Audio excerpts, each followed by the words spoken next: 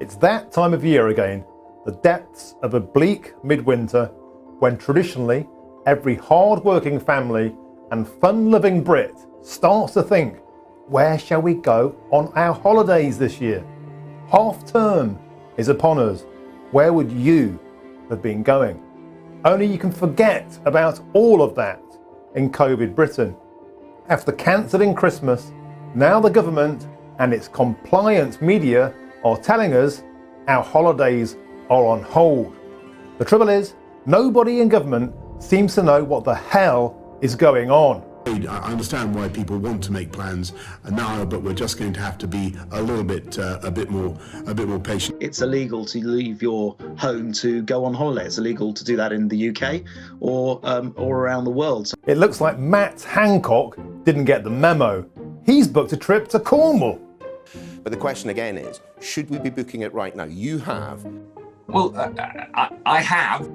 To look tough, Hancock next went nuclear, announcing a red list foreign holiday could get you 10 years in prison. Anyone who lies on the passenger locator form and tries to conceal that they've been in a country on the red list in the 10 days before arrival here will face a prison sentence of up to 10 years. Did you just say 10 years for a trip to Portugal, Matt? Well, I have. Seems a tad excessive.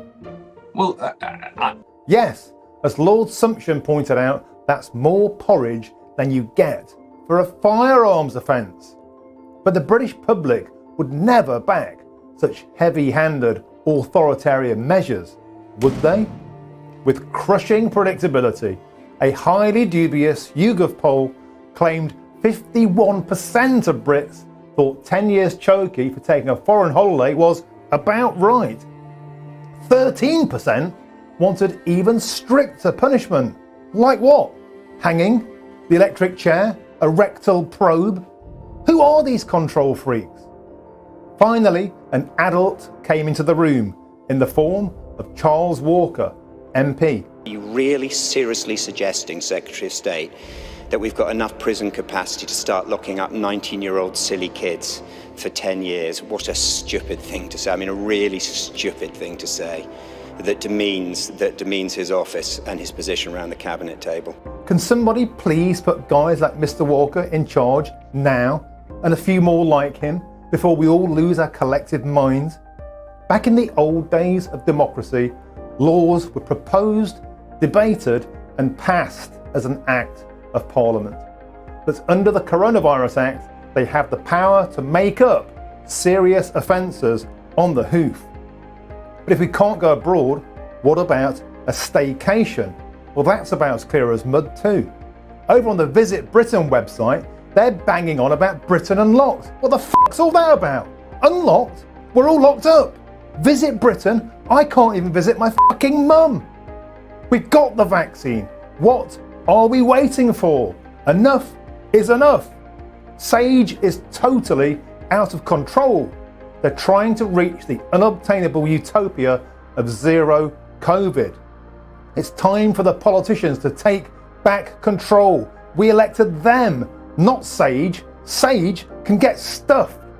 If we're not careful, Sage will bankrupt the country and annihilate the tourism industry, which in 2019 contributed £106 billion to the British economy, creating 2.6 million jobs.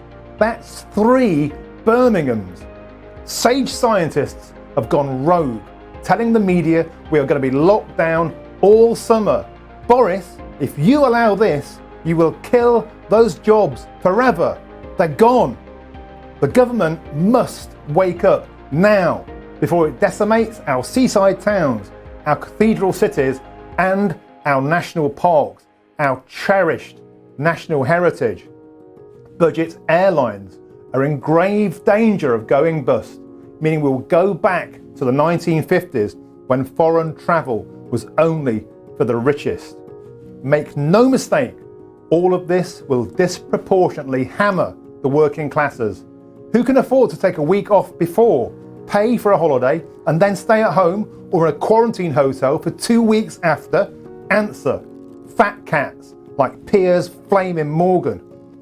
The government needs to start trusting the public again and stop imprisoning and lecturing us. Instead, our tin-eared government this week paid minted lovies like Sharon Osbourne to tell us to stay at home while sat in their marble-lined mansions. Let's be led by science, not fear. We were told by the government the vaccine would unlock Britain. But we've got the damn vaccine. What are we waiting for? So what's the point of the vaccine if we can't even go to Margate, Blackpool, Tenby or Skeggy, let alone Marbs or Antigua, Piers? The fact is, you are much more likely to catch COVID in a hospital than at a beach. And who'd suggest we close them? The vast majority of us have obeyed the rules, but the government still won't trust us. That's why at Unlocked we are crying SOS. It's time to save our summer. We can be trusted to do the right thing. Now keep your side of the bargain. We need something to live for. We need hope. And after a year of obeying your rules, we really, really need a holiday.